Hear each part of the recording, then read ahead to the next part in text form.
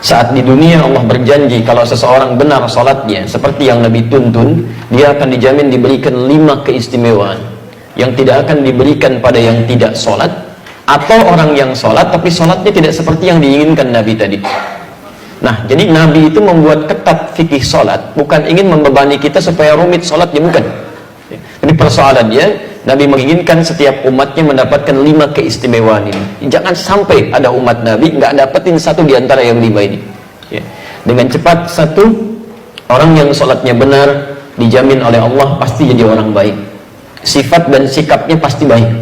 Ya, itu ada di Quran surah ke-29 ayat 45, seperti pernah kita bahas di pertemuan lalu. Inna sholata tanha 'anil fahsya wal munkar. Orang yang salatnya benar, sungguh salat yang ditunaikan dengan benar itu akan mencegah pelaku dari 2 sumber keburukan. Pertama, fahsya, yang diingkari oleh hati, sumbernya nafsu, syahwat, ya. Maaf, pornografi, porno aksi, zina, LGBT, itu fahsya. Ya. Munkar, keburukan yang diingkari oleh jiwa, sumbernya nafsu perut dan akal. Merampok, membunuh, ya, maaf, mencuri, korupsi, narkoba, macam-macam, itu mungkar itu. Jadi mustahil ada orang sholat perilakunya buruk. Jadi, Nabi menginginkan setiap orang sholat harus jadi orang baik. Silahkan Anda cek ya, anak-anak kita itu baru tumbuh saja, menjelang balik usia 7 tahun, yang ditekankan oleh Nabi itu sholatnya, bukan yang lain. Dan Nabi ajari dia sholat. Kenapa? Karena kalau anak-anak baik sholatnya dari sejak awal, akan tumbuh jadi orang baik setelahnya. Saya ingin sampaikan pesan nih, agak unik sekarang ya. Kalau dulu orang fokus pada sholat nih, sekarang saya agak bingung, anak-anak TK udah diajarin manasik gitu kan. Insya Allah, fokus dulu pada sholatnya gitu kan. Tidak salah memang, cuman fokus pada yang utama gitu.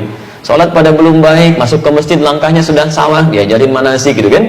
Baik, memang tidak keliru, tidak, cuma ada prioritas yang harus kemudian jadi patokan di situ. Baik, yang kedua, orang yang sholatnya benar, itu hatinya cenderung tenang. Cenderung tenang. Ada di Quran surah ke-20 ayat ke-14, ditafsir di Quran surah ke-13 ayat ke-28. Kita sudah bacakan. Wa aqimis salata lidzikri, tunaikan salat sebagai zikir kepada saya, kata Allah. Ditafsir di Quran surah Ar-Ra'd ayat ke-28, ala bidzikrillahi tatma'innul qulub. Jika benar zikirnya kepada Allah, salatnya benar, maka dampaknya ke hati pasti tenang. Kalau hati Anda sudah tenang, dihadapkan pada masalah apapun akan biasa saja. Yang besar jadi ringan, yang ringan seakan tidak ada masalah gitu. Di orang-orang yang sholatnya baik menghadapi persoalan kehidupan, itu cenderung lebih nyaman, tenang gitu, nggak susah dia. Itu poinnya. Yang ketiga, orang kalau sholatnya benar dijamin langsung oleh Quran, seperti pernah kita bahas kemarin ya, Allah akan jamin kemudahan hidupnya, bahkan rezekinya. Itu ada di Quran surah ke-65 ayat 2-3, ditafsir di Al-Baqarah di ayat yang sama 2-3. Wa may yattaqillaha yaj'al lahu makhrajan wa yarzuqhu min haitsu la yahtasib. Ya. Siapa yang bisa meningkatkan takwanya kepada Allah Subhanahu wa taala, takwanya tingkatkan, yaj'al lahu makhrajan, kami berikan jalan keluar, solusi dari setiap persoalan yang ia alami. Tolong garis bawahi lagi ya, sering kita lupa ini. Rumus menyelesaikan masalah itu mudah menurut Quran. Anda tingkatkan takwa, masalah Allah selesaikan. Semakin Anda tingkatkan takwa, persoalan lebih ringan.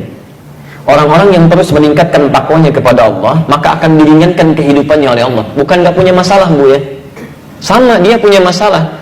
Cuman saat akan dihadapi, Allah sudah ringankan masalahnya, sehingga seakan-akan seperti nggak punya masalah. Jangan Anda kira misalnya para ulama, ya misal para kiai, para ustadz, atau orang-orang yang sebagian dekat dengan Allah nggak punya masalah. Mungkin banyak masalahnya, mungkin banyak. Kadang-kadang masalah orang juga ikut dipikirin juga gitu kan. Silakan Anda cek. Apa Anda pikir pulang pengajian ustadz selesai? Tidak. SMS kadang penuh lagi, kadang ada yang nanya via email lagi. Ya, diri sendirinya mungkin nggak punya masalah, masalah orang ikut dipikirin. Ya. Nah, tapi alhamdulillah, ya, beberapa keadaan dibuat ringan. Ya, bukan nggak punya masalah, tapi diberikan keringanan ya dengan beberapa hal yang Allah kemudian berikan aturannya. Dan Anda tidak harus menjadi ustadz atau ulama untuk mendapatkan ketakwaan kepada Allah. Abu Bakar seorang pebisnis, kan? Uthman seorang pebisnis, Umar bin Khattab seorang birokrat. Ketika dekat dengan Allah, ringan masalah kehidupannya. Tayyib. Nah, bagaimana cara meningkatkan takwa? Kalimat takwa disebutkan 115 kali dalam Al-Quran. Kalimat pertamanya bersanding dengan sholat di Al-Baqarah ayat 2-3. Dzalikal kitabu la raiba fihi hudan lil muttaqin. Siapa muttaqin ini? Ayat 3-nya. Alladzina yu'minuna bil ghaib wa yuqimunas shalah, yang menyempurnakan salat. Jadi kalau Anda punya persoalan dalam kehidupan, padahal salat tiap hari 5 waktu plus sunnahnya belum selesai juga, maaf, bukan karena salatnya, mungkin cara kita menunaikannya yang belum sempurna. Karena bahasa Qur'annya menyempurnakan salat, bukan cuma asal salat.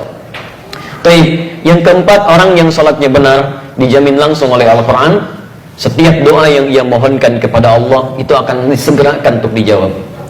Disegerakan untuk dijawab. Masya Allah, ya.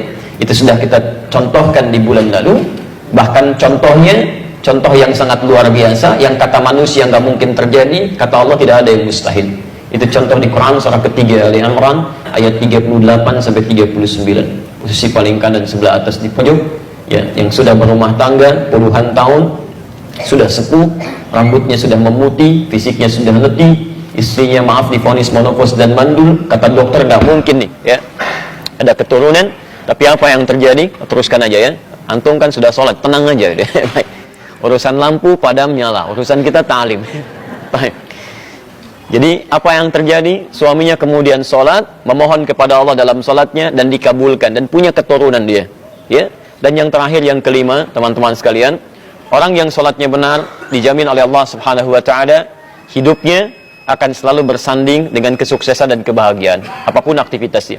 Itu ada di Quran surah ke-23 ayat 1 dan 2. Jadi Anda tidak diminta oleh Allah jadi apapun, silahkan aja sesuai dengan apa yang Anda kira-kira inginkan, selama itu baik.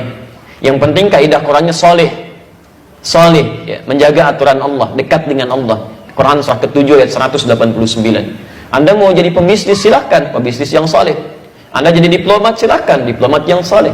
Anda mau jadi tentara, polisi, silahkan, tentara polisi yang soleh. Ya, Anda mau jadi apapun silahkan, sepanjang Allah ridha, itu saleh. Nah, dijamin oleh Quran, jika benar salat Anda khusyuk ditunaikan, maka semua profesi Anda akan dibimbing oleh Allah mencapai puncak kesuksesan terbaik dan bahagia hidupnya. Ya, dalilnya Quran surah ke-23 ayat 1 dan 2. Qad aflahal mu'minun. Orang yang imannya benar pasti akan mencapai kesuksesan dan kebahagiaan dalam setiap aktivitas hidupnya. Apa ciri pertamanya? Ayat 2-nya. Alladzina hum fi salatihim khashi'un.